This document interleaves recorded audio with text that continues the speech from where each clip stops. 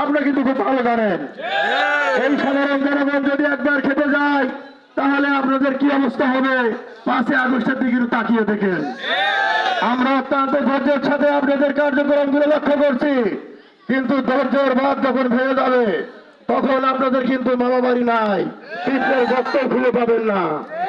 তাই এবার আহ্বান রাখতে চাই, এদেশের মানুষ একটিবার নয়, 2টিবার নয়, 3টিবার ভোট দিতে পারেনি।